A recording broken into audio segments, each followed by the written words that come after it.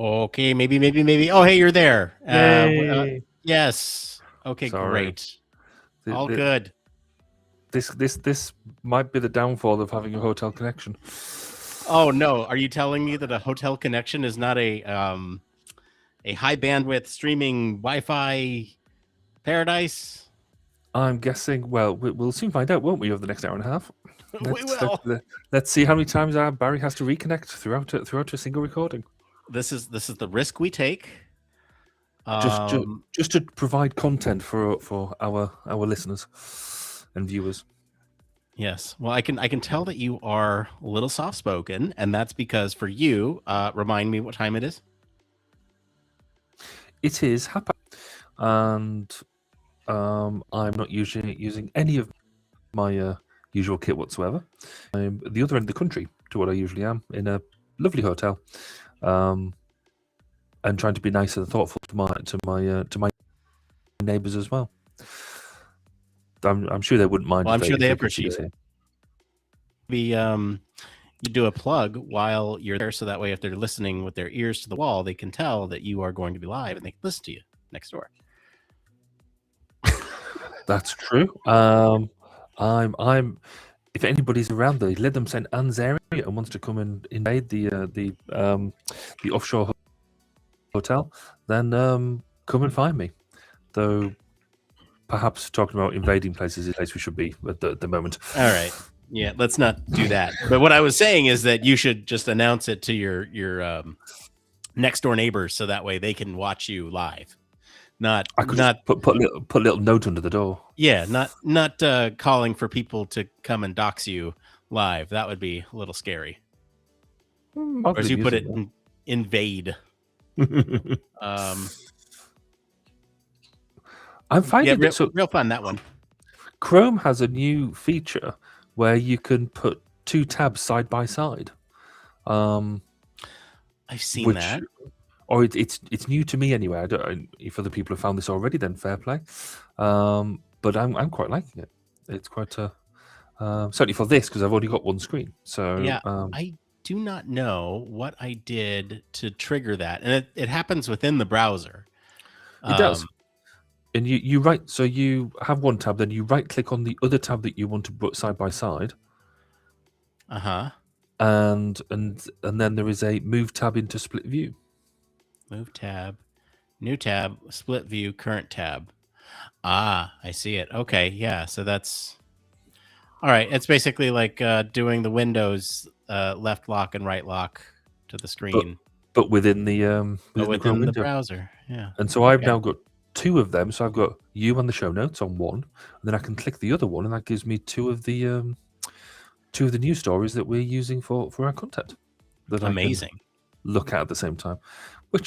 And then I've got my phone and iPad to the side of me. So, I've practically got my studio layout. It's just very... You're here. Yeah. Look at that. Well, speaking of being here, if you are here watching live, which I see the viewers are rolling in, say hi. Where are you watching from? What our topic tonight is CES 2026. It's one of my favorite episodes of the year. And I would like to know what you all found the most interesting, disturbing, fascinating thing out of CES this year. There's plenty of things to choose from. You could just Google best, worst CES products, and you find a whole host of articles out there to help you narrow down your choice. But would love to hear from those who are watching live. What thing from CES has got you feeling a certain type of way? Positive, negative, doesn't matter. We'll take it all. Yeah, because let's face it, there's enough content there in CES for everybody to have favorites and not. So I think it's I'd be very keen to hear what people liked, what they didn't like, and particularly maybe some of the things that we think are completely crazy. The people who go, yeah, that's a thing. So yeah, I'd be really keen for people to come in with their wacky suggestions. You know what? I'll say this a little bit in my overview, but it's a little surprising to me. Well, maybe not, but they keep coming to these events every year where they kind of say, "This is the first time we've ever seen this," and it's not the first time we've seen it. We've actually seen this multiple times. What are you doing? Um, and it's kind of disheartening because like it's supposed to be like the cool new thing, and we're just not getting as much of that as we used to. But I guess still trying to find now the cool, quirky next step, because there's so, like I said, there's so much in there that we're trying to almost solve the old question, and I'm sure we will talk about in the main show the fridges, because fridges are always there, and there's some bits about that. But then there's other newer things that I think with some of the reviews I've seen, we're quite disparaging of, and actually maybe it's the next big thing. We just don't want to give it the chance. So I don't know if you read the one about the lollipop. Yeah. So I will, if I want to make a note to make sure we do mention that in the show, because I think the trash lollipop. Is that? Yeah. Okay. But that's the point. Is, we'll talk about the tech later, but the experts, the commentators, have immediately thrown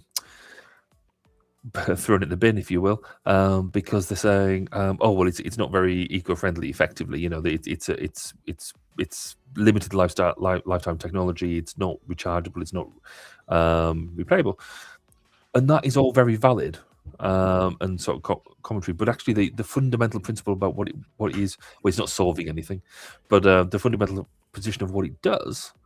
Maybe we shouldn't be so quick to judge that, because this is, for me, CES is not really about fully finished, complete products at that point. It's about going, look at this cool thing, and then later on, it's about making it that type of thing. I know it is a consumer product show, but it's still very much should be the front end of consumer product. Give the lollipop a chance, is what I'm saying. That's fair. This will be a fun show. This is like I said, this is my favorite show, one of my favorite shows of the year, where we get to break down some of the tech coming out of there. That's a whole lot of fun. Yeah. Well, it's gadgets, isn't it? And we love gadgets. So oh, why does that? Oh, the split tab thing doesn't work in the iPad version of Chrome. Wow, interesting. Unless it's that. No, it's not. Cancel that. There we go. I'm kind of sad that we're cutting the post show a little short tonight, because one of the things that I'm going to talk about in my one more thing, we could start early and just do a little bit longer and then just end when we wanted to. But one of the things that I have in my one more thing this week is it would be ripe for discussion. Okay. In a post show setting. Hold on, I need to go and read your one more things now. Yeah, I know you do. Okay. See, that's almost a show in its own right. I know. It really is. But I think there's the second bullet point there particularly is where I could go bananas, I think is the technical term, for wanting to go and explore that topic. Yeah. That's fair. And just for everybody listening, basically, I'm being a bit of a, what's the word? A bit of a boring person, because I've suggested because I'm in a hotel and we'll have neighbours who may or may not know, or maybe come to join me in my room, maybe, to participate in the show. If they hear what's going on, then I figured, given that it'll be about 11 o'clock when we finish, that they might want to get some sleep. I'm trying to keep myself well moderated and stuff, so I'm not shouting. Hopefully, um, Can you turn it down just a little bit, Barry? You're yeah. kind of blowing my ears out here. No, so we're gonna do a bit of a wrap up in the post show, but we're gonna call it a little bit early tonight.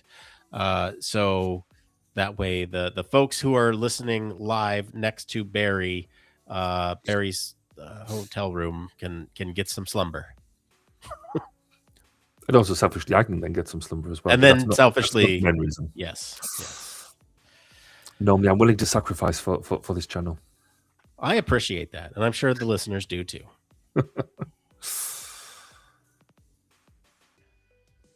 Right. What does this button do?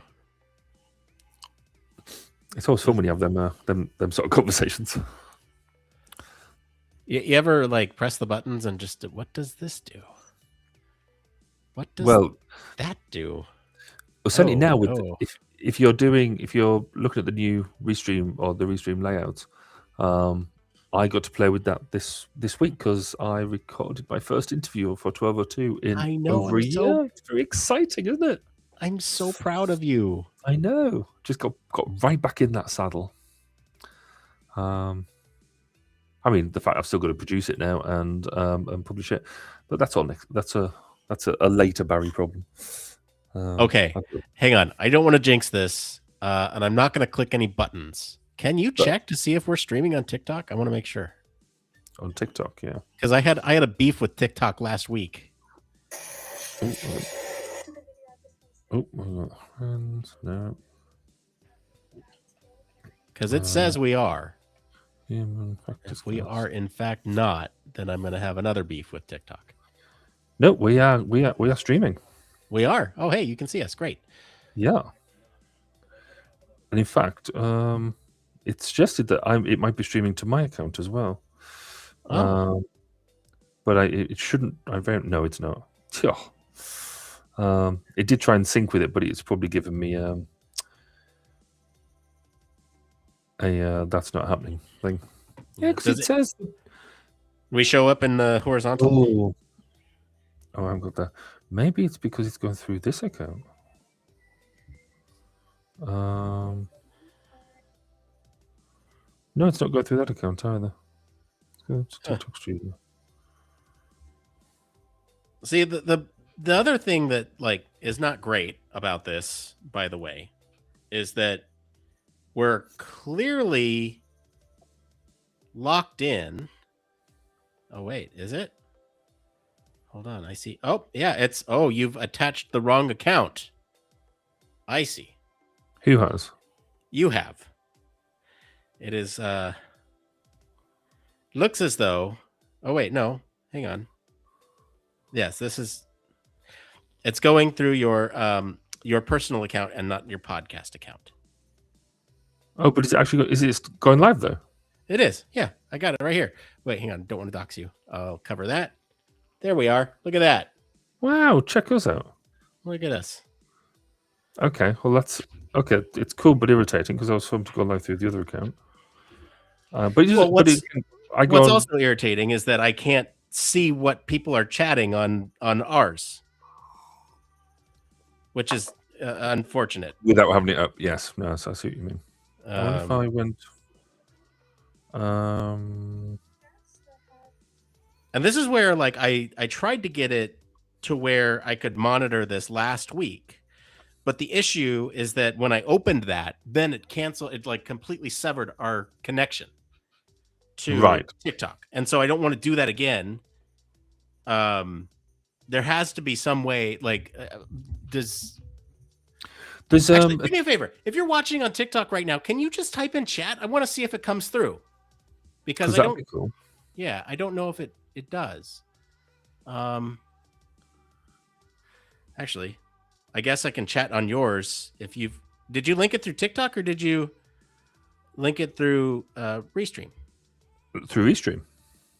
Oh, on the TikTok. Okay, cool. TikTok. Yeah, I paired the channel. So okay, let's see here. But you're right. It needs to. Testing. I need to test that for my testing. No, testing. There we go. Let's see. We got a testing chat.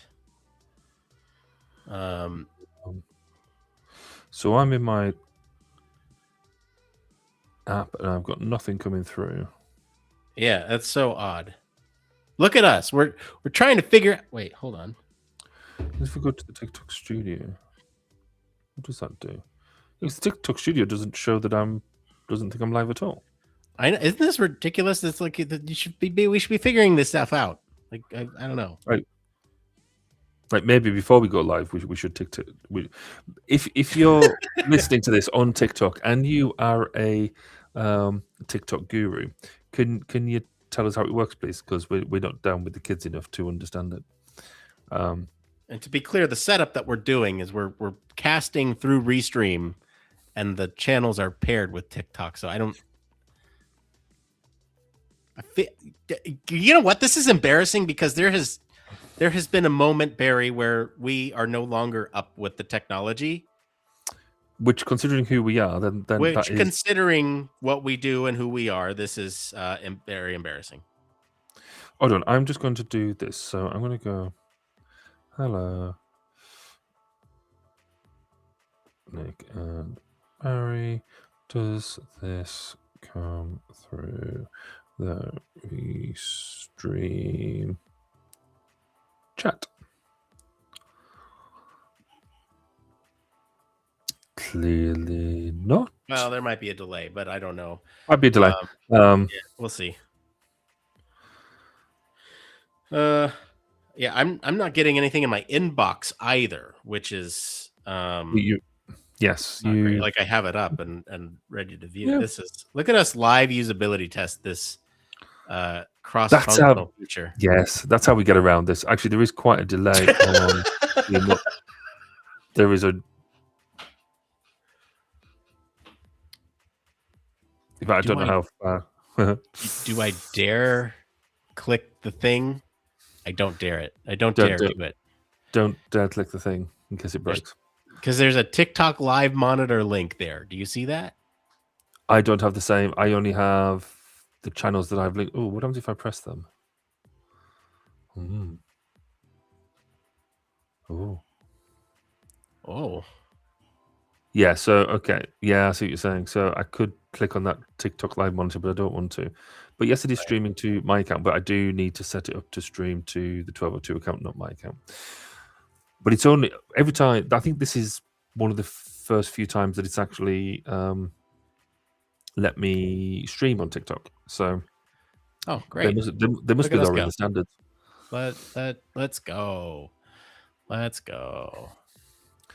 But there is a TikTok app. So you TikTok desktop.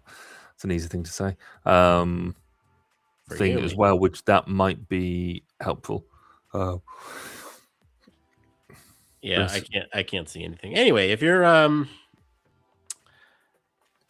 you are watching there, I apologize. We can't see what you're saying, but thank you for watching there. Really, really do. We try to be accessible everywhere. So if you are watching there, then great. Then we've done our duty. Yes. Apparently, I'm your number one fan at the moment as well. Oh, thanks. I know, right? Just like real life. Totes.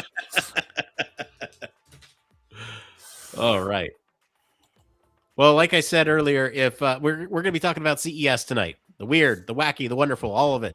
And so if you have a favorite weird, wacky, or wonderful invention, presentation, something from CES, drop it in the chat. We'd love to hear from you. And we will bring that up during the show because we're only going to touch on some of the things that we found across CES. We won't get to everything, obviously, but we would love to know what is impactful. I choose that word carefully to you. It's a good word. Right, I need to bring up the... Must be that one. Come on, there we go. Yes, that's good. Right. I want to try and get all the things up on my thing. So is that the other?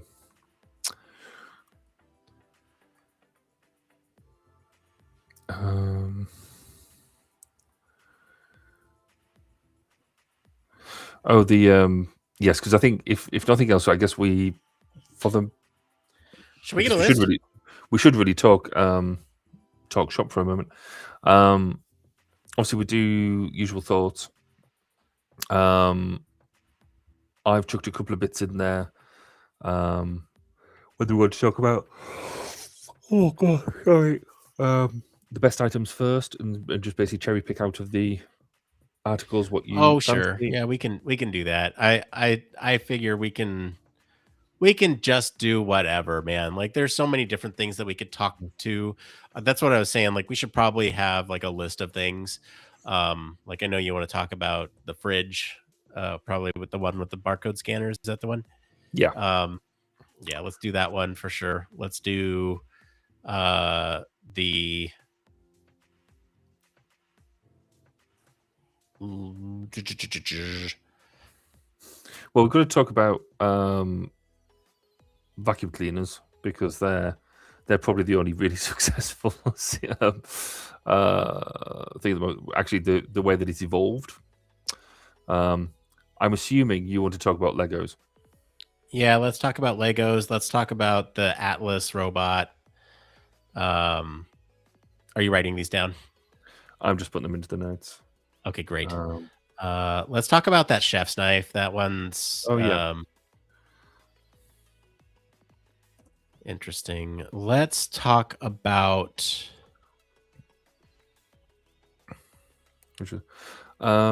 I thought I'd put this in already in here. Oh, I'm trying to use my thing with a. Oh, the smart locks. I'm going to do that in my thoughts, so that's fine.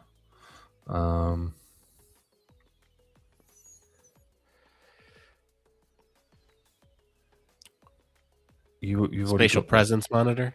Spatial presence monitor is cool. They've had them, but this is more advanced, which is neat. The three. Let's talk about the three panel phone. Oh, where's that? I haven't seen that. That one is number 14 of 33.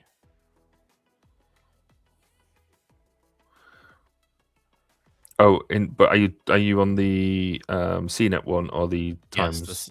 Yes, the CNET one. Cool. Just now.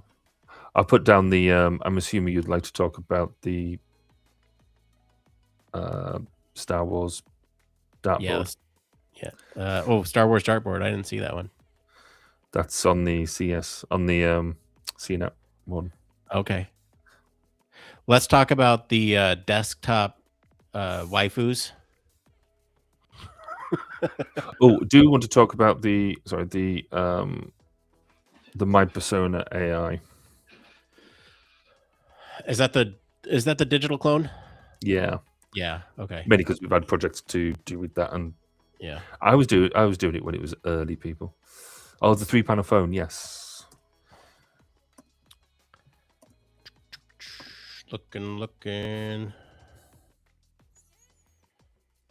Oh, the wireless, very shortwave wireless comms, which is not new as such, but it's making it better. It's something that I was writing research papers on quite a long time ago. Oh God, listen to me. Around how we have to have like our own personal networks, and that is allowing that. So I'm happy to talk about that. Okay, you want to talk about the lollipop? Yeah, I do.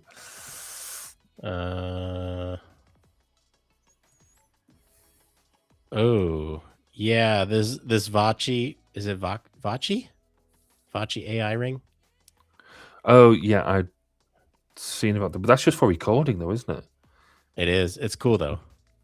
That's cool.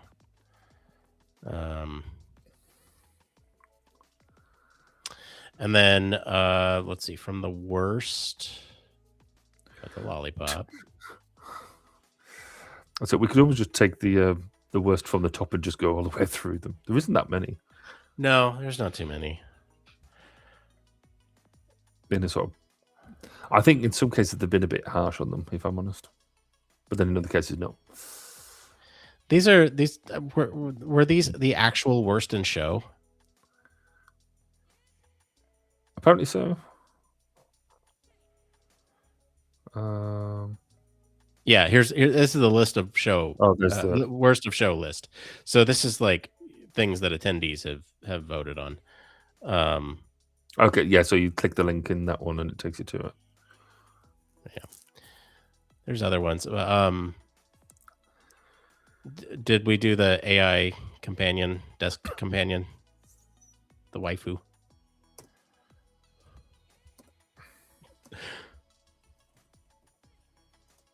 We have that in there.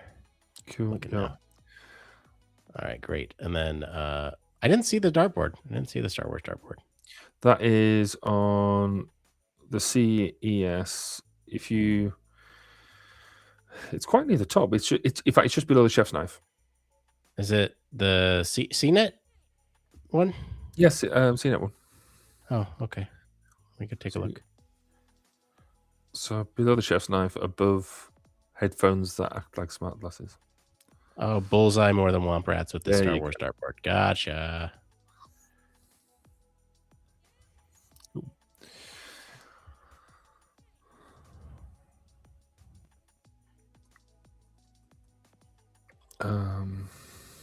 It's cool, but what's novel about it? It has cameras in it, and it'll track the darts on the way in and give you automated scoring on an app. Oh, okay. Interesting. All right. And it looks. I mean, obviously, we all know that I'm not a Star Wars fan, but I think that looks cool. How about the ice cube maker? You see the ice cube maker that uses AI to reduce the noise it makes? No, I must have missed that one. That one's not in the list that we have. I'm grabbing it from another place. Let's see what else we got. Yeah, I think we got most of the stuff. I like the got a combo washer dryer, but they say that it's now worth it. Because it could do stuff quickly. So yeah, they said that 10 years ago. Yeah. Oh, I like that. Oh, I hadn't noticed that earlier. Oh, I wish I'd seen that. I could get Amanda's opinion on it. So basically, they've got a breastfeeding monitor. Oh yeah. The one that's shaped like an egg. No, it is almost like a nipple shield, but it tracks flow rate, and so it means you can track what the baby's feeding over time. But the one I'm thinking of is a hormone tracking. Oh no, that was different. That's what we mentioned that last week, and that was the one where we had to issue a don't do it. A data notice. No, this would be interesting, but I'd want to chat to, some ladies before actually commenting on it to see whether it looks faddy or it might actually be useful. Yeah. Anyway, we've written down Lego. Yes, we have. Yeah, I think we're ready to go. You good? I'm so good. All right. Hey, stick around. We're gonna play the intro, and we're gonna be back to do this thing right after this.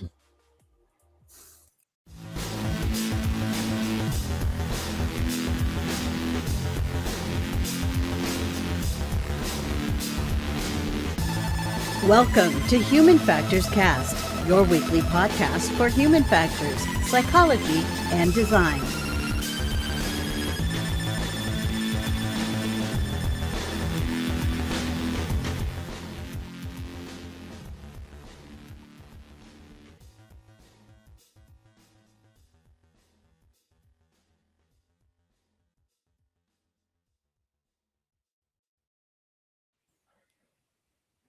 Hello and welcome everybody back to another episode of Human Factors Cast. I'm your host, Nick Rome, and I'm joined today by Mr. Barry Kirby. Hello there. Great to be here again. Hello, Barry. This is episode 313. We are recording this live on January 20th, 2026. Like I said, this is Human Factors Cast. We got a great show for you lined up today. We're going to be talking about this is one of my favorite episodes of the year, where we talk through all of the fun things from CES, Consumer Electronics Show, happening in Las Vegas.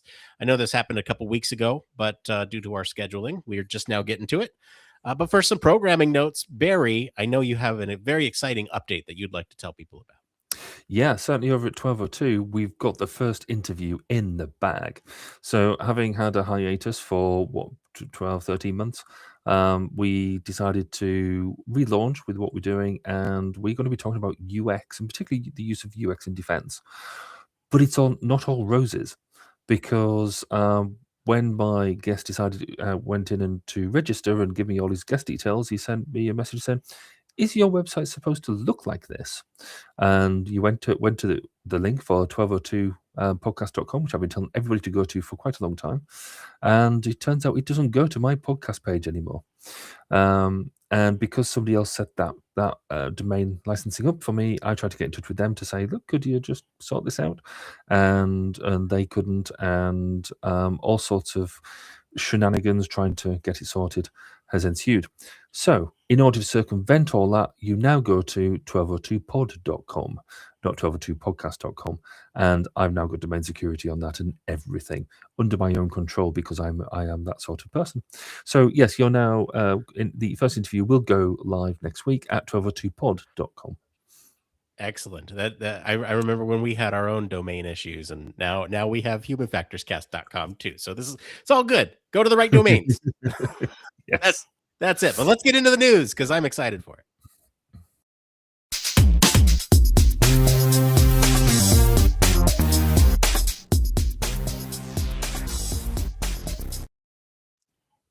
That's right. This is the part of the show all about Human Factors news. Barry, what's our story this week?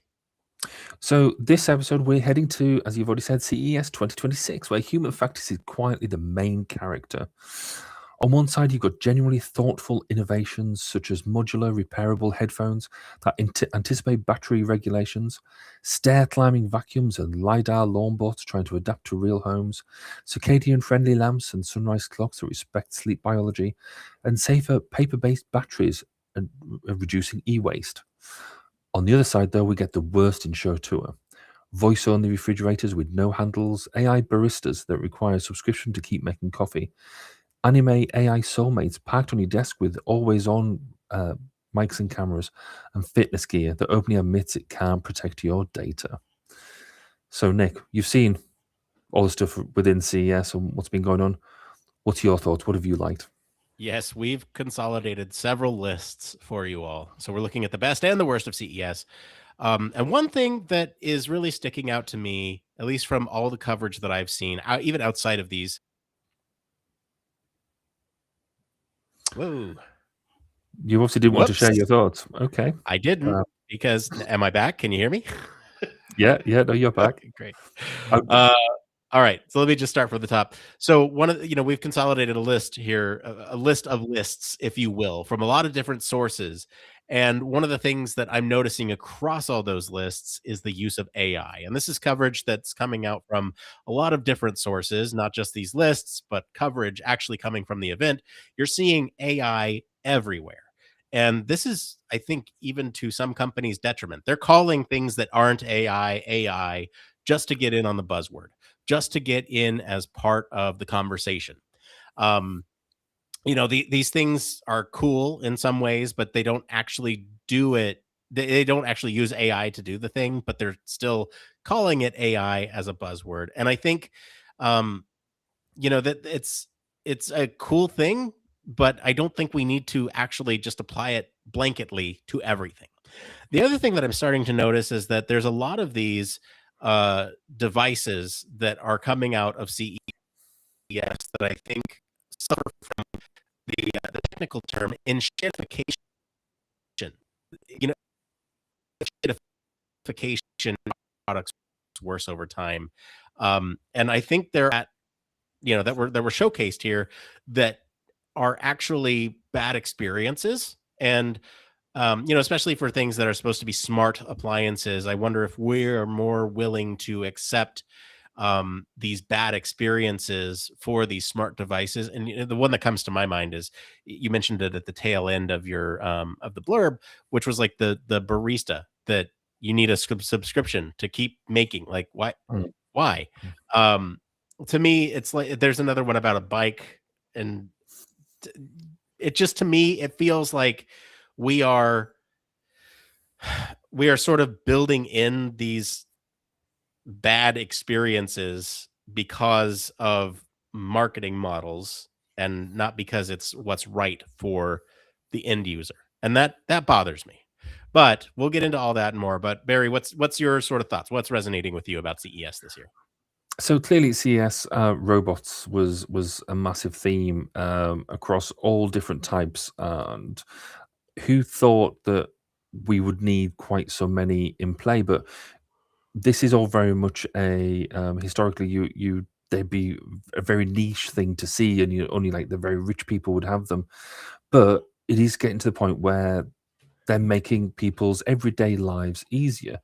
I mean, I remember when we first started talking about the robot vacuum cleaners. Um, I never thought I'd have one in my house as such for many years. We've now got one on one of the floors, and that's fantastic. We take it for granted. It ever since Christmas, it hoovers the floor every day. But what I like coming back to CES is they're not just saying, right, it now exists. They're now evolving it.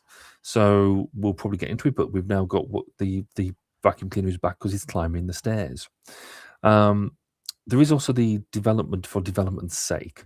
So the cynic in me sort of sees, so TVs are back, but really they get thinner, they get bigger.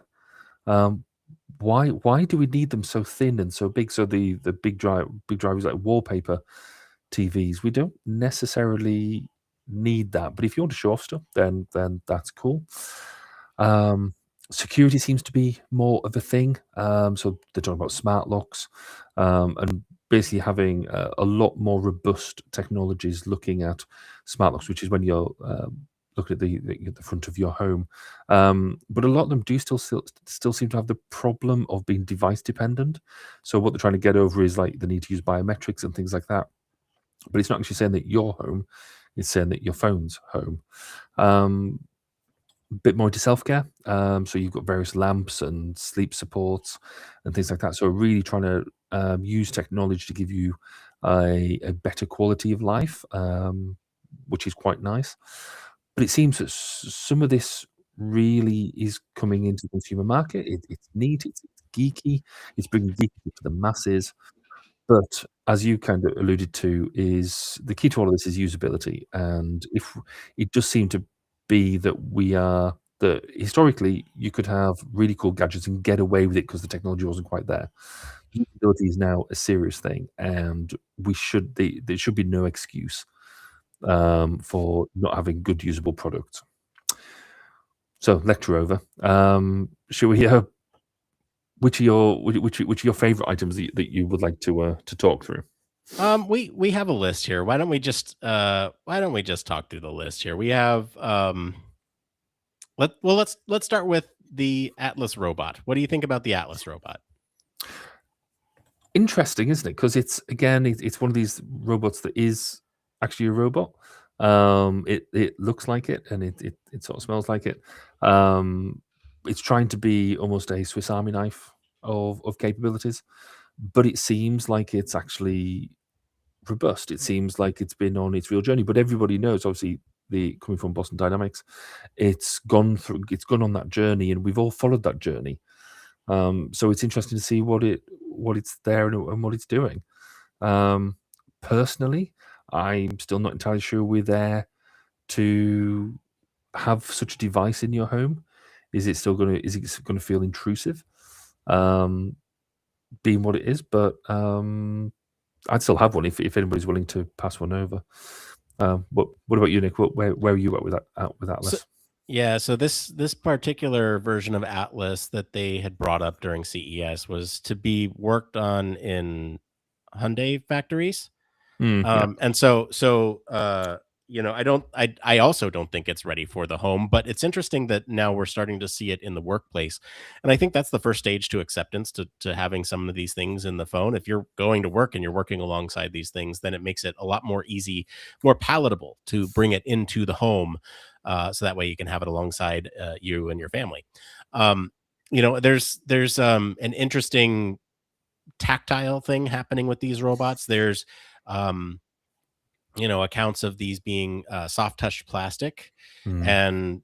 and the thing that people are talking about is sort of how they feel about the engineering, how they feel about the robot itself. But I think this one took away the best robot at CES, so it's worth talking about, and it's exciting. As somebody who will will have no hesitation with bringing in a humanoid robot into the home so that they can wash my dishes and my clothes and stuff, and I don't have to worry about that. That's yeah, let's do it. But yeah, I think we're closer, but maybe still a long way off. Um, I'll bring up the comment. We got a comment here. Andres from the lab had a buddy of mine went to a restaurant recently that had an AI scale to predict the weight of your food. So as we're kind of talking about AI and sort of how AI is so prevalent in everything, it's a great comment. Thanks, Andres. Let's get into the next one, because this one actually I'm selfishly excited for. Yeah, so this is Lego, and they've come up with a Lego smart brick. So Lego has always been evolving and developing. So the idea that they bring out smart bricks that basically got smart circuitry inside them, so then you can have circuit sensor speakers and lights in, and if you react intelligently, it takes your standard Lego sets and takes them to basically to the next level. Um, I wonder whether this is a step too far for Lego. They've had Lego Technic. They've tried electronic stuff in the past with. So I remember having some electronics and Lego Technic kits that had that level of control. But one of the selling points for for Lego has always been that it's a simple toy, or it's a simple concept that you then let the imagination flow. Um, every time we try to do the slightly more engaging stuff, so the electronics and the hydraulics control, it's never quite caught on and developed in that way. So, what do you think? Do you think this is going to be different for them? Do you think this is going to be a grower? I think so. You can compare this to like the Super Mario sets that they've done before. And the way that this is different from those is that the Super Mario sets sort of react to, um, I think they use sort of like vision to understand what blocks they're over, and they do pattern recognition and that type of thing. But this one is actually like bricks connecting with each other wirelessly. Mm. And I think this to answer your question of whether this ruins imagination. No, I don't think so. I think this enhances it in a lot of ways. The specific thing that they showed here was Star Wars, and so they gave a few examples of how, like, if you're dogfighting with an X-wing and a TIE fighter, they're going to make their relative sounds and will react, depending on the position of one to another. So if the X-wing's behind the TIE fighter, you'll hear blasters from the X-wing, and likewise, if the TIE fighter's behind the X-wing, you'll hear blasters from the TIE fighter. And they're having this dogfight in space, and you might hear some additional sounds. That's really cool. And Mhm. if you think about the technology here that reacts to your creativity, imagine what it would be like to walk around the world with your own personal soundtrack.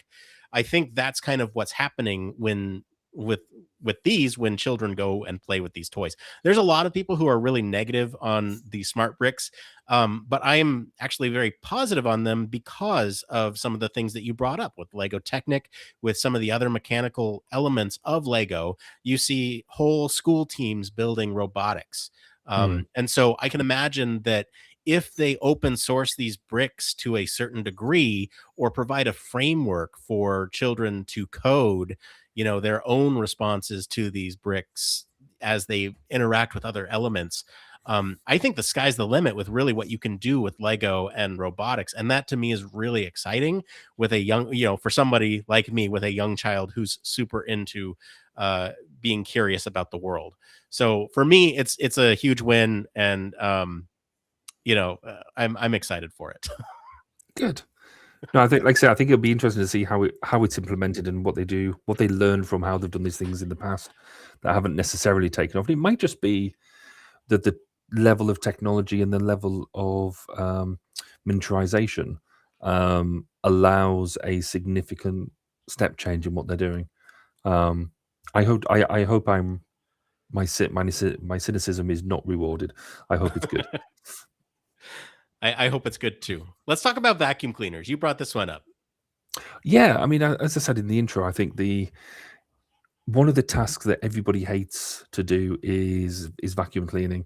When we talk about CES, I think for the past couple of years, there's always been a slight evolution of this vacuum cleaner ever since you got the original Rumba, basically the flat disc that goes around and can get under your things. Then there was a slow evolution then to be able to do the edges. How far out do the rotating elements go that actually get the dust? Then there was another mini step change when you can also get the mopping devices. But the biggest fundamental problem is that if you lived in a bungalow, absolutely sorted. If you're just on a single story apartment or something like that, they're fantastic. But as soon as you get into a multi-floor situation, you have to have multiples of them, and at £500 each, or somewhere between £200 and £500, if not more, that's an expensive investment. And you need to have the space for them to store and all that sort of stuff. So interestingly, this year the biggest thing around this vacuum cleaner was the ability for it to climb stairs. And so it has two legs basically on either side that it can help not only climb the stairs but vacuum the stairs as it's climbing them, which was really, I just think, really, really cool. So it's making it more effective and efficient for people to actually legitimately own one, rather than it just being an extravagance. Because a normal vacuum cleaner now costs you, £200-300, something like that. These are now in that sort of range, and to have this sort of capability.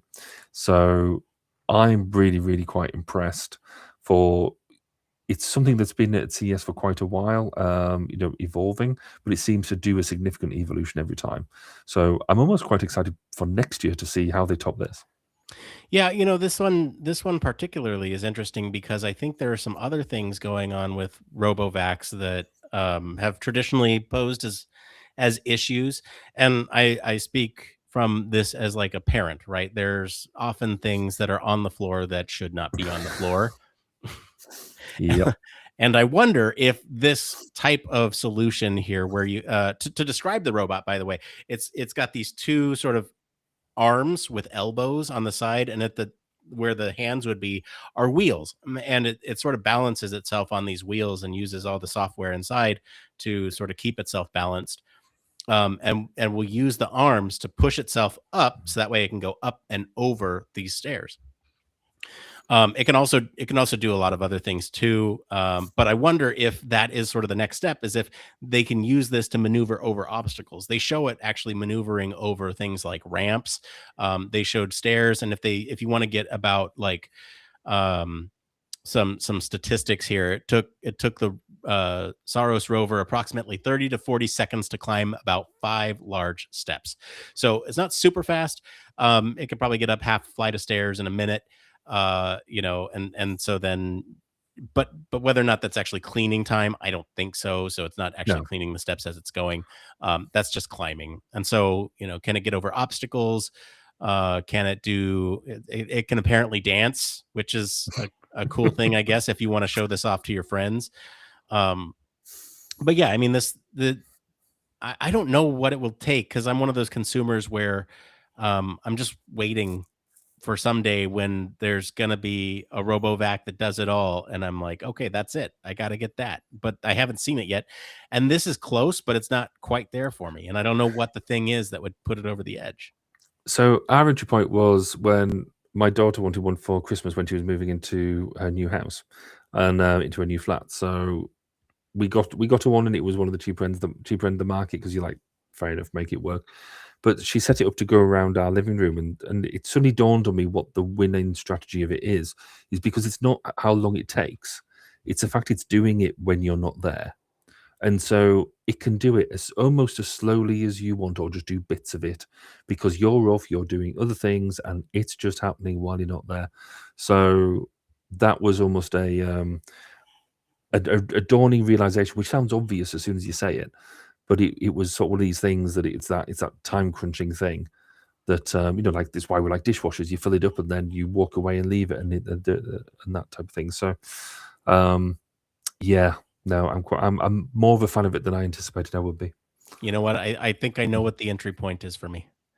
Oh, go It's on. gonna be when I have an in-home robot that can use the vacuum that I have, or that can pull out the gunk from what the RoboVac pulls up, right? Multiple robots in the home. That's the way to go. All right, let's talk about Absolutely. this next one here. This one I threw in there because this one to me feels very gimmicky, and this is the ultrasonic knife. So if you look at this thing, it apparently vibrates 30,000 times per second. I've seen some demos on this. There's a lot of skepticism and negative opinions towards this, myself included. This one, it's a kitchen knife, and the way it works is it's battery powered, and or maybe rechargeable battery powered. But the idea here is that it vibrates the knife, and that vibration is supposed to help with cutting food, and so it works, I guess. And if you look at any demo of this thing, you'll understand why I say I guess. Um, and then you look at the price tag and you see $400, and I think that's where it just becomes, this thing is not good enough to justify the price. If they can get the technology down, maybe, or if they can get the cost down for this technology, then maybe it would be worth it. But at this point, the amount of benefit that you would get from a simple vibration is not quite there, at least from the demos that I have seen. Yeah, it's an interesting one, this, isn't it? Because it is bringing the industrial or the professional to try and bring it into the home market. So you've got something. So in professional, larger scale operations, you do have ultrasonic knives, and I guess the technology is almost, it's simple, but it's effective when you've got somebody who is A, trained to use it, and B, can get the maximum out of it. To suggest that you get the same sort of benefits bringing it into the home kitchen, when I'd like to think myself, I'm quite nifty with a knife and this and the other. I wouldn't see necessarily the full benefit of doing this. The flip side argument is, which I think I've got sympathy with, but I'd need to see more of it, is if you get chef's quality knives in your home, then yes, you can cut like a chef, but chances are you won't keep them as sharp. You won't look after them in the same way as a chef does, because for a chef, it's their tools of the trade. It's something they maintain, and they'll go through knives. Whereas we don't necessarily do that in our home. So this, in theory, means you don't have to worry about sharpening your blades as much, sharpen your knives as much. But also, you can get cheaper knives if it's got this technology in it. So I sort of get it, but I more on your side of the argument. I think it's a bit of a fad, and for that price point, if you're going to spend £400 on a knife, you're going to spend £400 on a decent knife set and a really good sharpening stone, rather than this one, I'm afraid. Now, the one thing, I don't want to take away like all the cynicism from this, because that just would not be typical of us, Barry, right?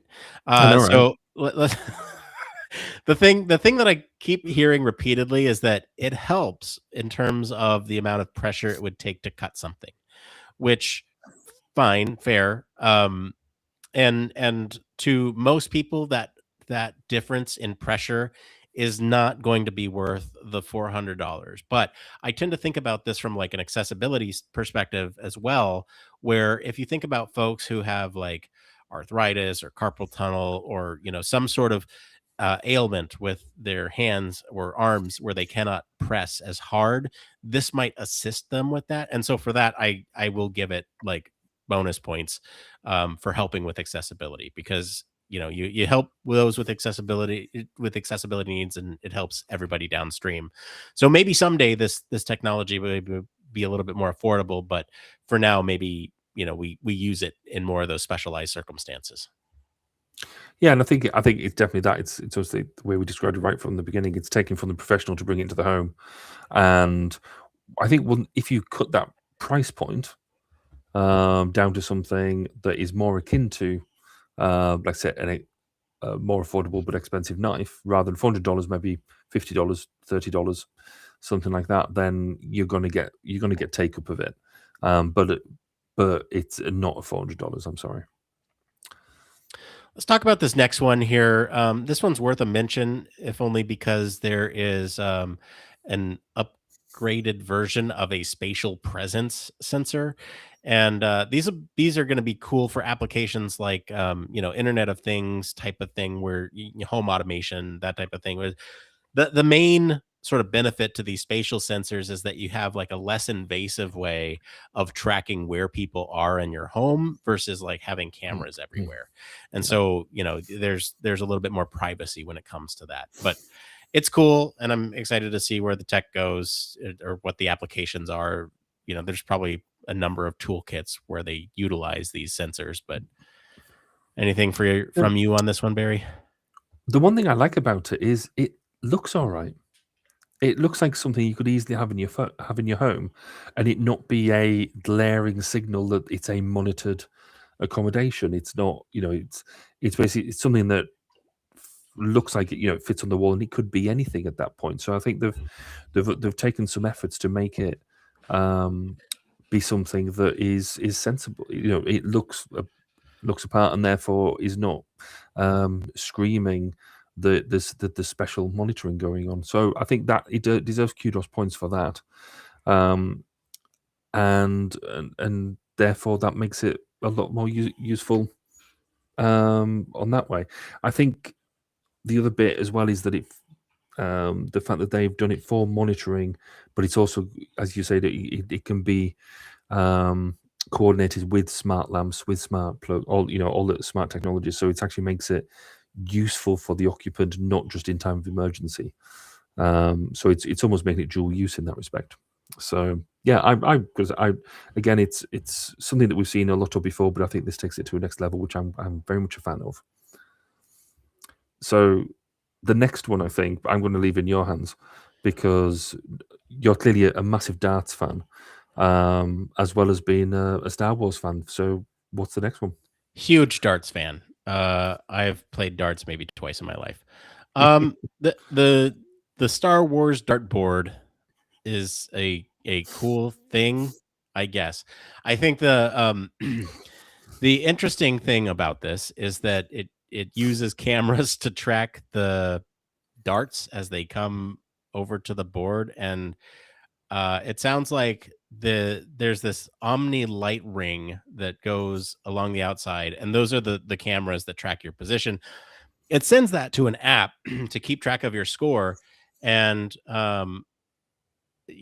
apparently there's the legendary darts announcer John McDonald narrates your game, and so that's pretty cool for a big darts fan like me. See, when I sort of highlighted this, I obviously highlighted because Nick is a massive Star Wars fan. Whereas here in the UK, darts is actually having a bit of a massive resurgence, with the likes of, there's a lot of younger players getting involved. We've got the current world champion Luke Littler, who's only just turned 18, and this is the second time he's won it. So we're getting a lot more younger people involved. But what is an interesting thing is obviously people's mental arithmetic isn't brilliant, and so that's why a lot of people were encouraged to play darts when they were younger, because having to add up the scores and do the do the subtraction from your 301 or 501 score was an exercise and gives you mental agility. This dartboard obviously takes away from some of that because it's doing the maths for you, but the ability to meld, I guess, a couple of different ideas in play. This really lends itself to encouraging more people to give it a go, and get the fun and the benefit out of it. I do occasionally throw some darts, but not very often in the grand scheme of things. Would I want to be paying £200 for the board? $650 for the board. Not a Star Wars version, but I quite like the idea. I like the idea of what they've done with it. It could be quite popular over here in the UK, I think. Sorry, can I just gripe for a second? So I have the board up here. Yeah. Can I just like gripe at the fact that this board itself is of the interior of the Millennium Falcon, and they've like really, really missed the mark on a huge opportunity to make this the Death Star exhaust port that would just be I mean, I don't know how you represent that visually other than the end of the Death Star trench run, and you're shooting the darts into the port, but like really, come on. Yeah. No, that's fair. Okay. Gripe So, over. but is this going to encourage you to maybe go? I don't know, maybe have another go at darts again and see whether you think it'd be worth justifying of just £100,000 to $1,000 to get yourself a dartboard. Tell you what, if they use the suggestion to turn it into the Death Star trench run, maybe. Oh well, there's a challenge laid. My Persona AI is the next one that we have on this list, and this one is cool because we've talked about this a lot on the show about recreating ourselves digitally and trying to get sort of this quote unquote AI version of ourselves.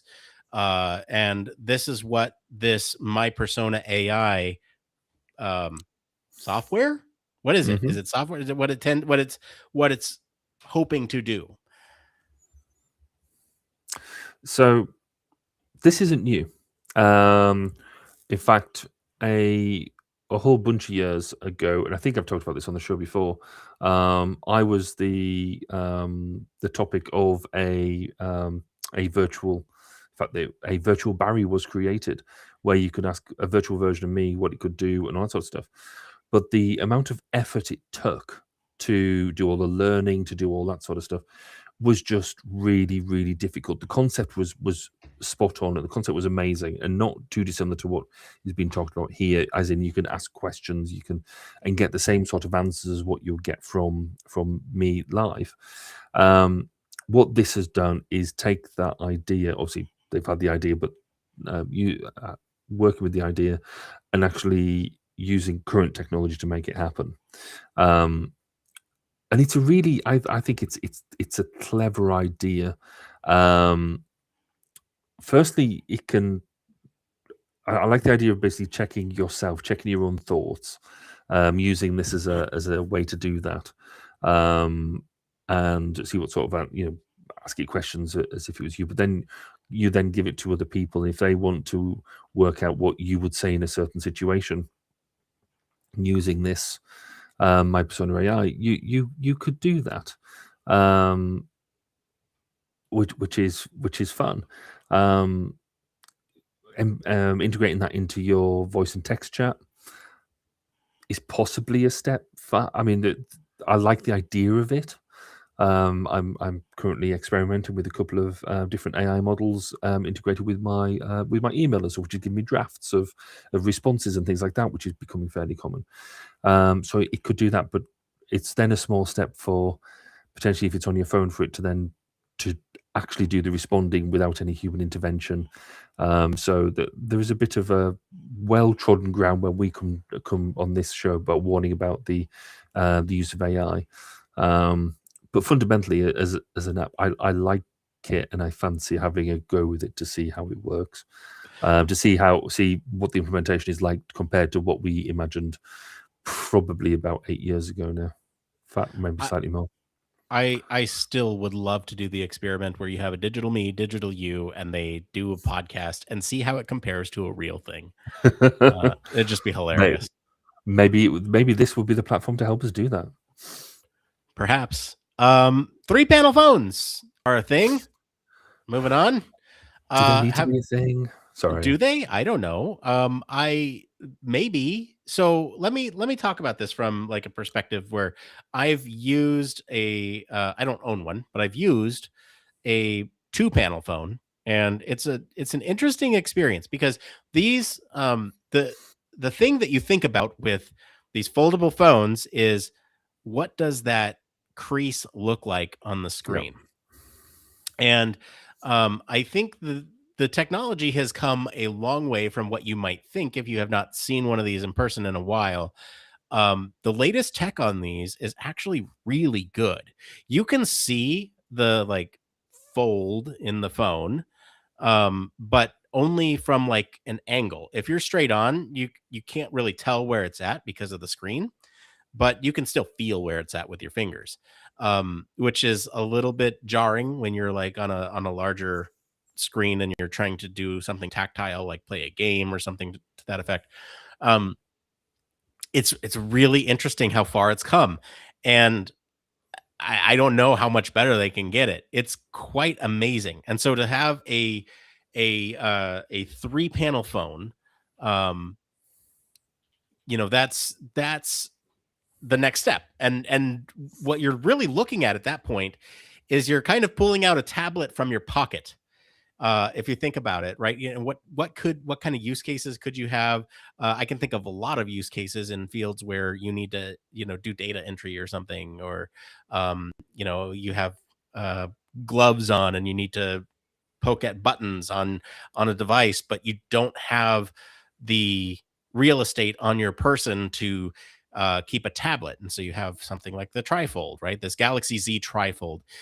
It's actually winning best product in the best of CES awards, which is really interesting, considering everything that I just said, given that the technology on these things are getting much better. And I don't know, to me, I've always argued that I like to carry tanks with me, so my laptop is not just a small petite little Chromebook or something. It's actually beefy and capable of doing an entire show out at a conference.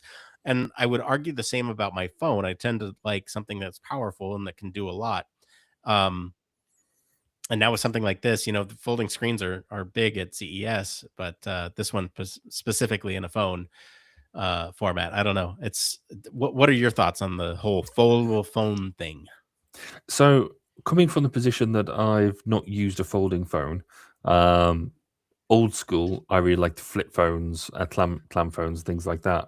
But I've always had that prejudice around the folding the screen, which, having seen them, it's not a thing. It's fine. It seems to work. But I just don't get the need for 3 panels in it. Like I say, I think there is definite use cases and there is definitely an audience for them. I'm very much outside of all of them Venn diagrams, I think. I just think that I do have a decent size phone that I do a lot on it.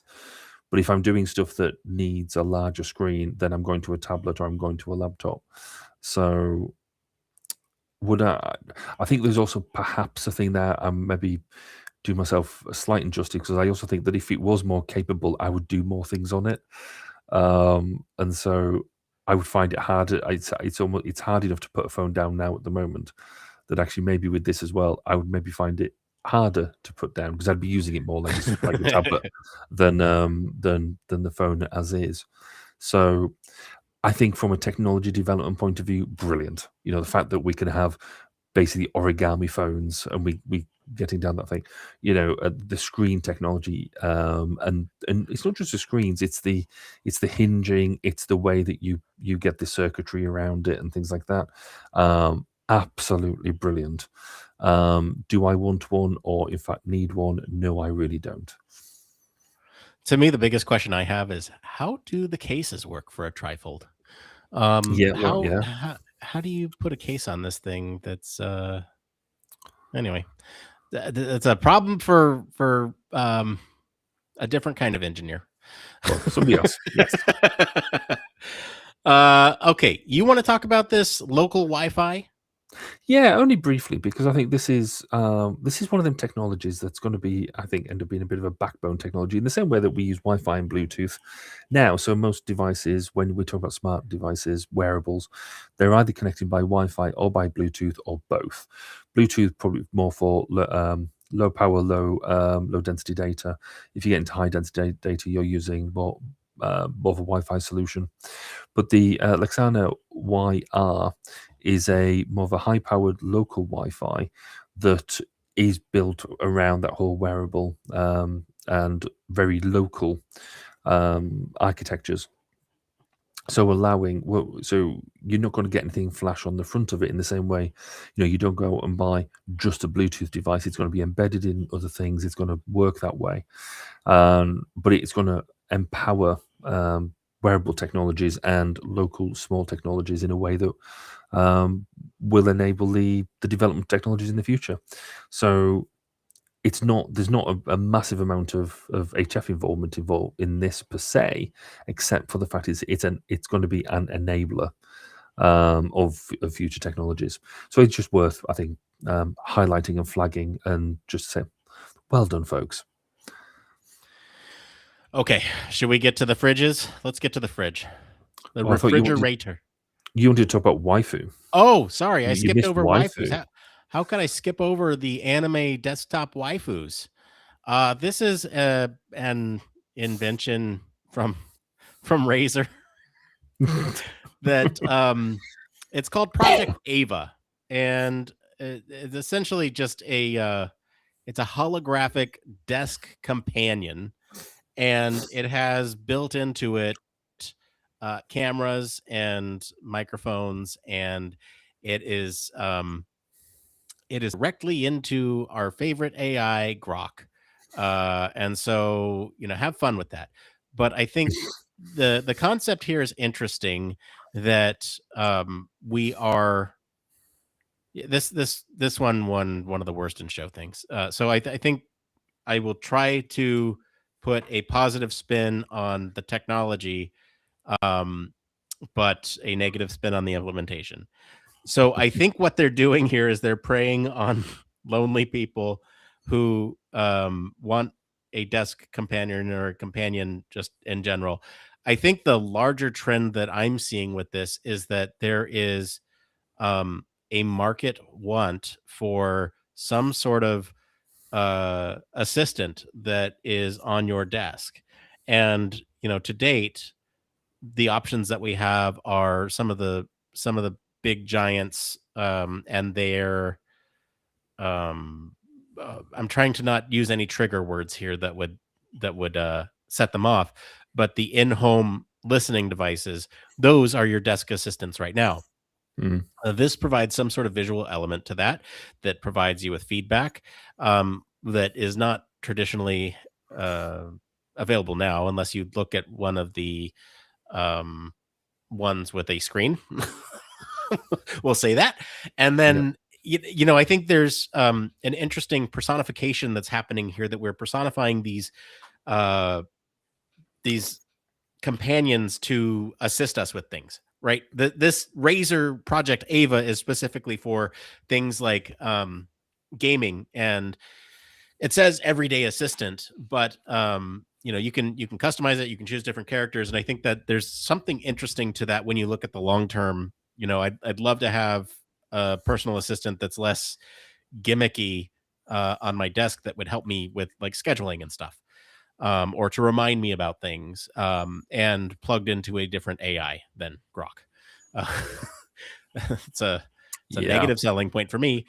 What do you think about these things? Yeah, I coming from a defense and security background, I have massive issues with them. Yeah.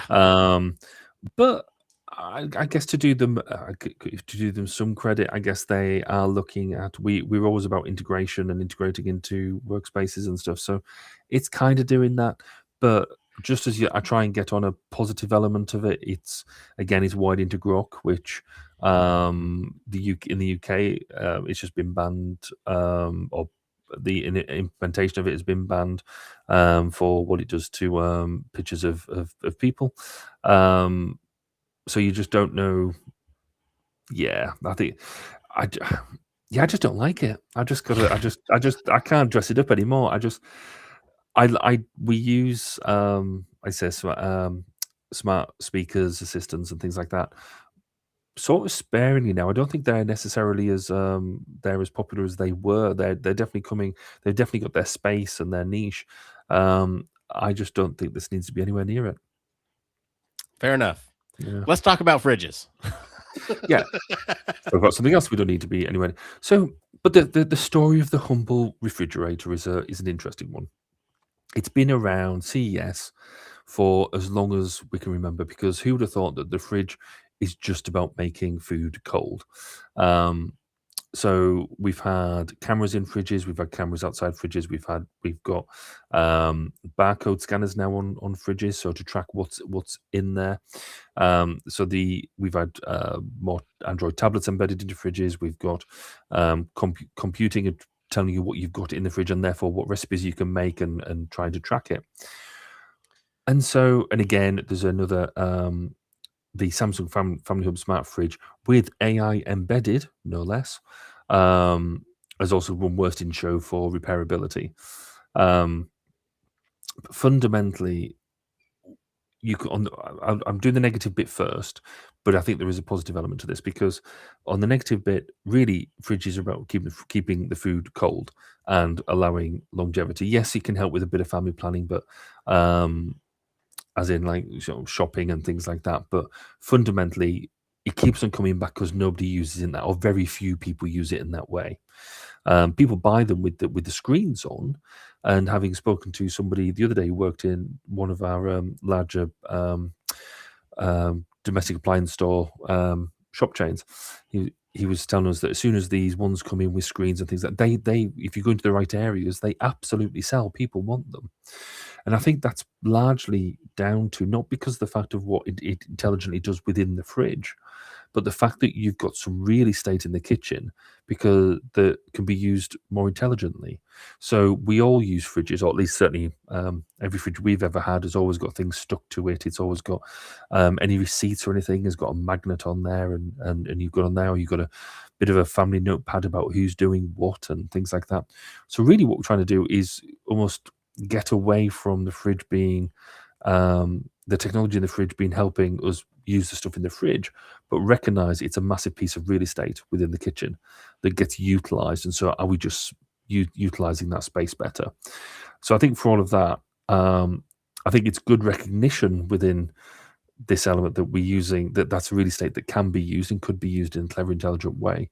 But it doesn't need AI. It doesn't need more cameras inside it. And I don't think actually it needs barcode recognition either, because I don't know about you, but when if either we bring shopping home or the shopping gets delivered, it's all you can do to try and get the shopping into the fridge as fast as you possibly can to get back to doing what you're doing, not to then laboriously scan stuff as you go through, because that's never an easy process. I'll get off my hobby horse now and let you talk. I think so. Yes, I agree with you. I think that ultimately, yes, a fridge is there to make food cold, but I think these I will call them advances in technology or applications of technology by putting cameras inside the fridge or using AI or using barcode scanning is actually aimed at a different problem. And I think the problem that it's aimed at is food waste. And I think if you think about the problem where, I have something in my fridge and I don't want it to go to waste. Hey, you put these carrots in here a week ago and they're about to not be great. You should use them in something tonight. And here's a couple of other things in your fridge that you could pair them with. I think that is the use case that they're trying to solve for. I don't think they've hit the mark, but I think that's the use case that they're trying to solve for. Where I agree with you, that's on the inside. On the outside, you're absolutely right that the real estate is actually meant for other things, not necessarily ordering food. That can be done from your phone. But give me a nice little picture frame that I can see pictures of my family on that are rotating, like just give me that, maybe a calendar, something useful. And yeah, you're right. There are different uses for the outside real estate, and people may use it differently. Somebody might put a calendar on it. Somebody might put pictures on it. Somebody might put reminders on it. Somebody might actually use it for purchasing their food. But um, I'm I'm uh, I'm hopeful that the technology will actually solve that food waste problem someday. But I'm not as cynical on the loaded up with all these sensors, because I think the more data that you have about what's in the fridge, then you can, link it up to an app or something that's out of Mm. your fridge and say, hey, cook this broccoli or cook these mushrooms before they go bad. I think the sensor in the fridge is a really valid argument, and if you could get that to work, then absolutely game changer. I think the problem we've got at the moment is that, again, the examples here are, they want you to scan your barcodes as you put it in. There is currently no fail-safe way of understanding what's in the fridge without user intervention.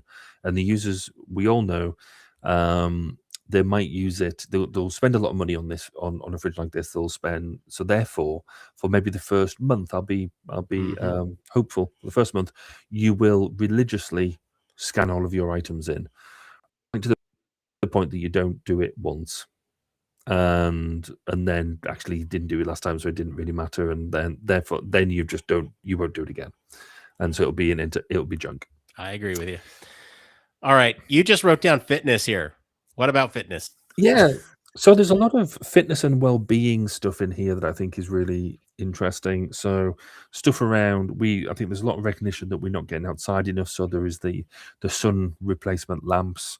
There is the alarm clock. So there's an alarm clock in here that it gives you dawn replication, but he's also understanding that more people are not wanting to have their phones beside the beds, that they're trying to get some of that screen divide away. So this is doing more to do maybe some of the things that are not harmful habits beside your bed. So play your podcast, maybe play your music, that type of thing. So there's things like that, but also just there's a lot more tracking, a lot more bits of technologies to help you do things on the run and gather more data about yourself. So this is a trend that's not going to go away. As more people get more body aware or can track data about themselves when they're running, doing different sports or anything like that, this is still a massive market. All right, you want to end on a positive note with the lollipops?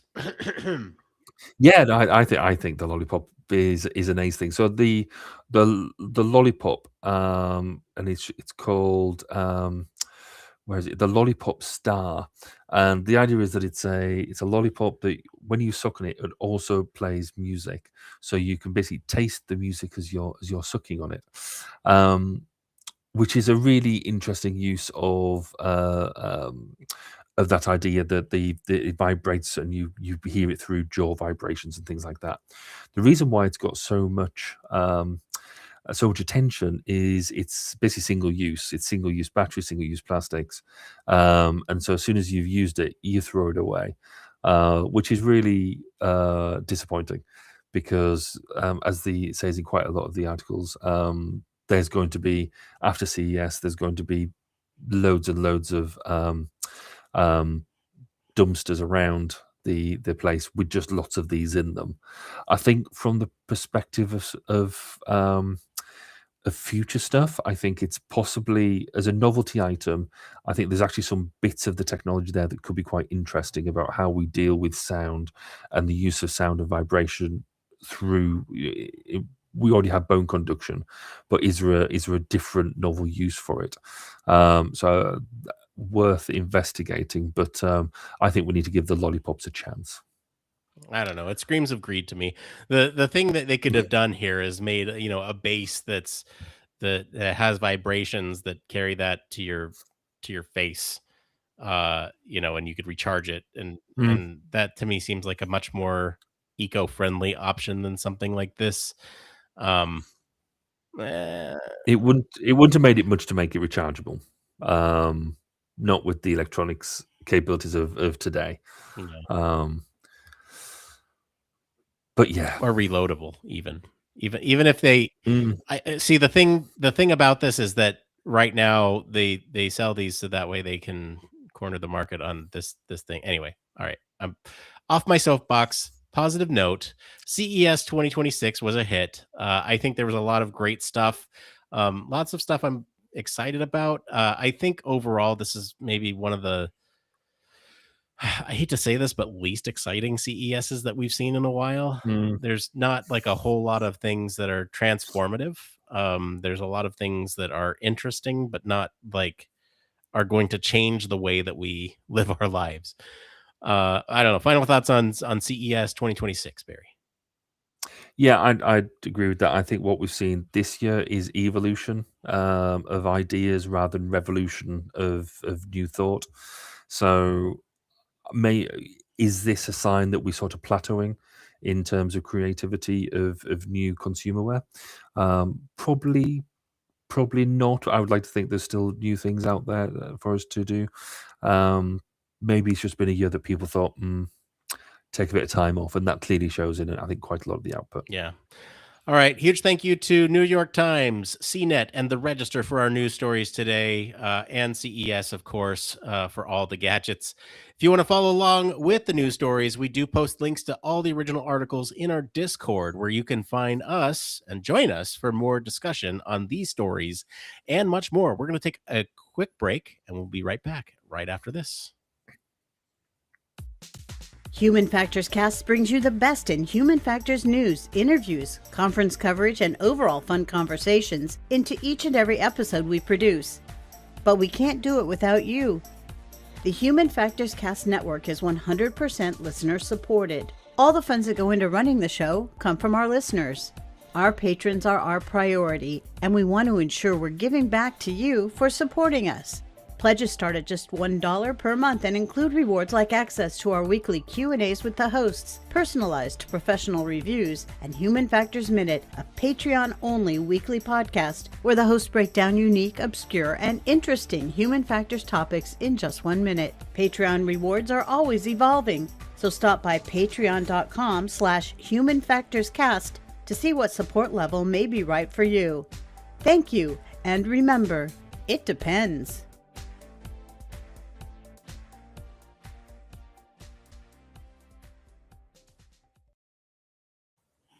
Yes, huge thank you as always to our patrons. We really couldn't do this without you, honestly.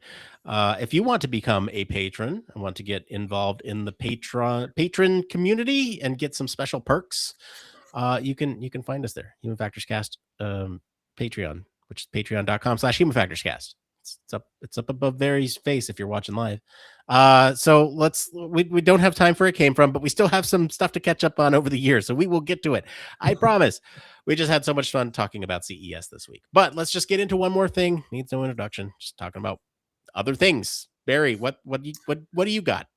So, in my usual way, I've got a couple of bits to highlight. So, one is a professional plea. So, some of you might know I'm involved in the IEA as part of the comms and comms team, but I'm trying to get a fundamental understanding about what people want out of, or what do they think the IEA does, or does for you as ergonomists and human factors practitioners. It's got a number of facets. It's got like tech groups. It's got lots of stuff going on, but from fundamentally, what do you think it should be there doing? So if anybody's got any thoughts and wants to share them with me, drop me an email, drop me a message anywhere you can. I'd be anonymously or face to face. I'd be keen to hear your thoughts about what it is that you think it should be doing. Even if, or have you even heard of the IEA? I mean, there's a big question. A lot of people don't even know it exists. But more fundamentally and more importantly, I think hotels need to conduct task analysis, because I went down to breakfast this morning. So a new hotel, not stayed here before. And the layout for breakfast was, you could tell that nobody got in and said, right, what do I want to do? I want to make coffee. In order to make coffee, I need to pick up a mug. I need to be able to program the machine and do all that sort of stuff. Because the mugs were the other side of the room. The coffee machine's on the other side of the room. The toast and the toaster, the bread, the toaster, and the butter were nowhere near each other. I spent ages sort of looking around, just going, I need you to employ me just for a bit, or just let me sort it out for you. I shouldn't need to be harassed with or my brain overloaded at breakfast time, thinking I need to do a task analysis before breakfast. That's just my life at the moment. I think I hear hotel management coming up to your room right now. I'll say if my Pretty Wi-Fi soon. drops out right now, you know why. What about you, Nick? What's your one more thing? Well, first, I'm gonna send you a message about what I think the IEA does. But for my one more thing, I got to try the Meta Ray-Ban glasses, Ooh. and they're pretty cool. But I'm gonna say that the novelty wears off very quickly. It's pretty cool to get that like point of view when you record using the glasses. They're surprisingly comfortable, which is something that I wouldn't have anticipated as a glasses wearer. I thought, Mhm. I could certainly tell the weight, but no, it was fine. The audio was fine. I used it in a quiet area, so I don't think it would do great in like a loud setting. But beyond that, what happened after I had got to use those is I went down like an XR rabbit hole. And because the thing is, I don't want to get AI. I don't. Mhm. And I don't want to. I don't want to integrate with that platform. But I am excited about Google's take coming out later this year. I'm sure they have a ton of lessons learned from Glass way back in the day, Mm. and given their Gemini platform is much more palatable to me, and I think the integration with the Google Suite is going to be a selling point for me as well. And I think there's a lot of positive things that people are saying about those ones, especially the HUD version, which is really cool. I'm super excited for it. So I will report back when I get those and be sure to tell you how they are. Okay, well, that's it for today, everyone. If you like this episode, enjoy some of the discussion about CES, I'll encourage you to go listen to last year's CES coverage. It's always a good time when we talk about these things, and you can see how those things have changed over just the course of 1 year. Comment wherever you're listening with what you think of the story this week. For more in-depth discussion, you can join us on our Discord community. Visit our official website, sign up for our newsletter, stay up to date with all the latest Human Factors news. If you like what you hear, you want to support the show, there's a couple things that you can do. One, you can leave us a 5-star review wherever you're watching or listening right now. That helps other people find us. You can tell your friends about us. That word of mouth is really powerful and really goes a long way. So if you want to tell your friends that you listen to a cool show with a couple of how would you describe us? There's also, you can consider supporting us on Patreon. If you're embarrassed about us but want to support us in some other ways, you can always support us financially by going over to patreon.com/humanfactorscast. As always, links to all of our socials and our website are in the description of this episode. Mr. Barry Kirby, thank you for being on the show today. Where can our listeners go and find you if they want to talk about, I don't know, refrigerators? You can find me on most socials, LinkedIn, Facebook, all the usual ones. But if you also want to hear me do some interviews starting in next week when our first one goes live of this year, then you can find me on 1202 The Human Factors Podcast, which is at its new domain address of 1202pod.com. As for me, I've been your host, Nick Rome. You can find me on our Discord and across social media at Nick_Rome. Thanks again for tuning into Human Factors Cast. Until next time, It depends. depends.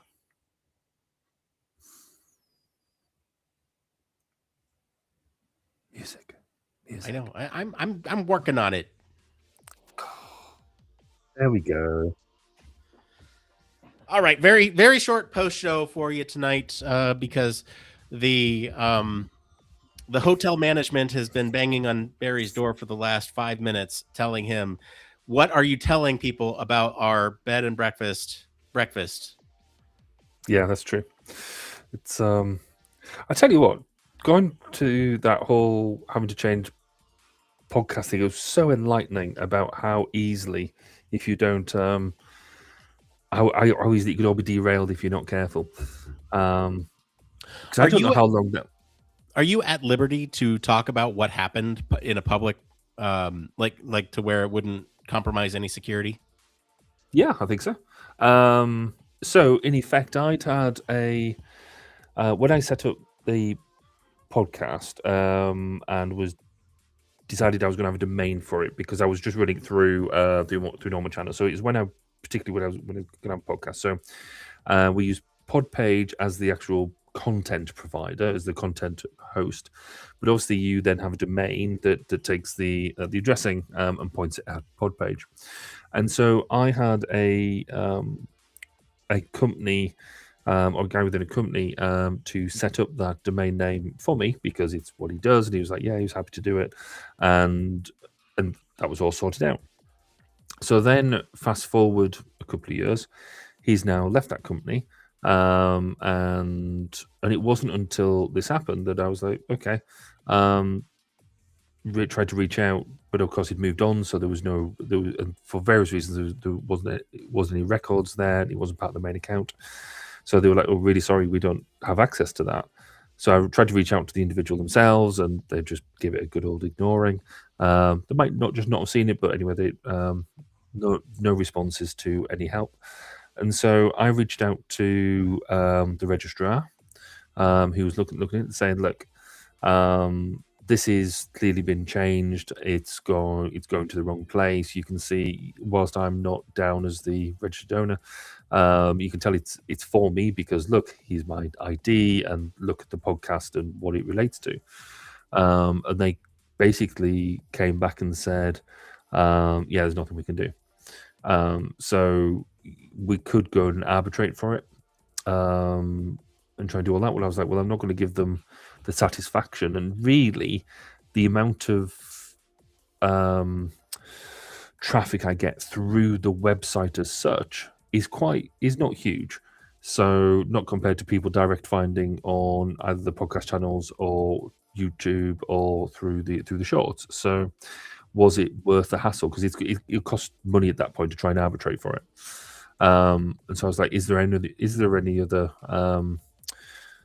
domains out there that I was like that would make sense for me to go with? So I was looking at 1202HF podcast, but I was like, actually, I'll just keep it short and simple. That also means that I could, wherever I got it written in any like stickers and stuff like that, I could probably get away with editing. Or cross out cast. Just cast, yeah. So there's some, because I was like, I've got some t-shirts with, and hoodies and stuff made. I was like, actually, but none of them have the website on because it was all pre-website.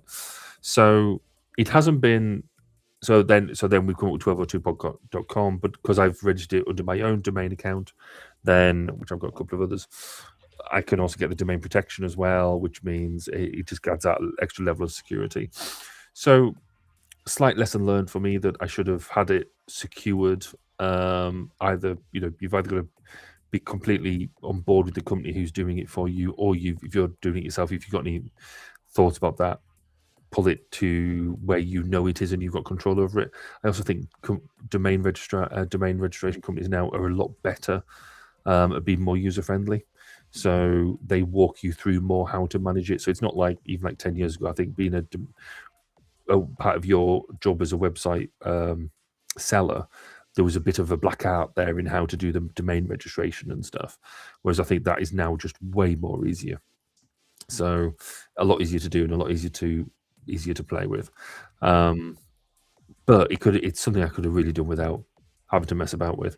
But yeah, it was a journey. You could have gone with 1202podcast.media. Could have done. Because I could have also go to 1202podcast.co.uk. Oh yeah, which was also available. But I was like, if I'm gonna make a change, what is a change that people will actually acknowledge as a change, and not accidentally slip back to 1202podcast.com? And so I was like, is just the changing of the suffix going to really do it? And I couldn't just get 1202.com. 1202.com itself is taken, which I thought was a shame. But yeah, there was no right answer because I already had the perfect domain already. But then they broke it. I mean, the longer term answer as well is to try and keep an eye on that domain and see if I can get it back at some point. Set up notifications for sure. Yeah. But I'm not going to cry about it. It's like I said, it adds a veneer of respectability, but it's actually not the main. It's not the main place that I get stuff with. So funsies. Yeah. Yeah, so you need to explain a little bit about your Ray-Ban Metas. How did you get to try them on? They had them on display at a store. Cool. Okay. Which didn't have the full suite of tools, but it was enough for me to understand what they were about. So what were you seeing? What were they actually projecting?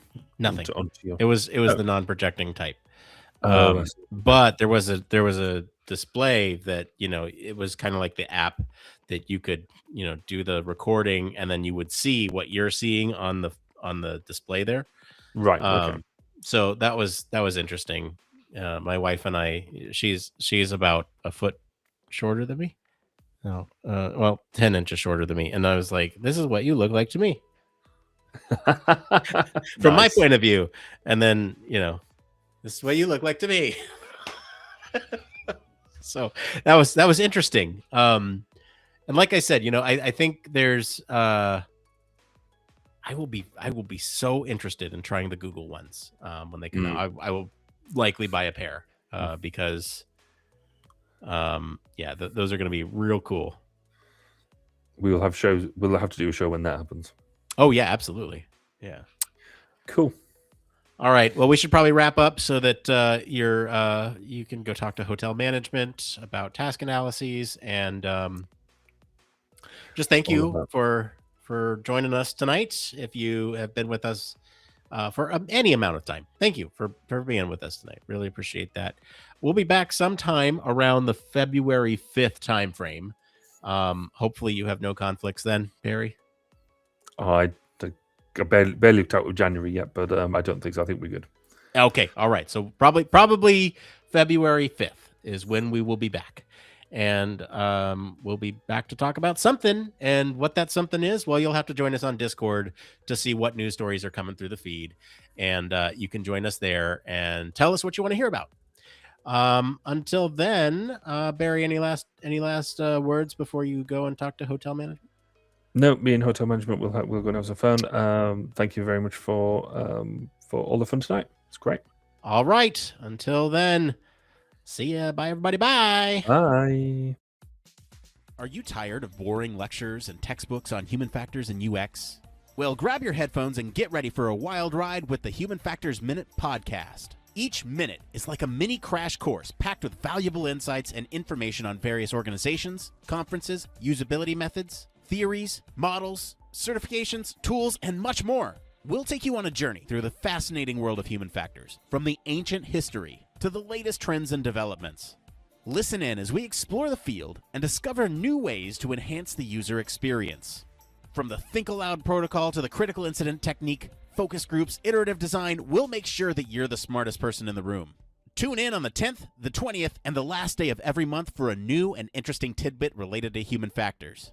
Don't miss out on the Human Factors Minute podcast, your ultimate source for all things human factors.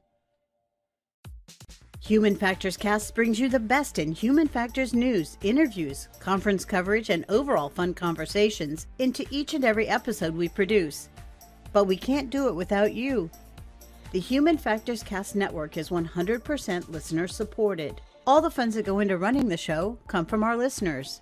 Our patrons are our priority, and we want to ensure we're giving back to you for supporting us. Pledges start at just $1 per month and include rewards like access to our monthly Q&As with the hosts, personalized professional reviews, and access to the full library of Human Factors Minute, a weekly podcast where the hosts break down unique, obscure, and interesting human factors topics in just 1 minute. Patreon rewards are always evolving, so stop by patreon.com/humanfactorscast to see what support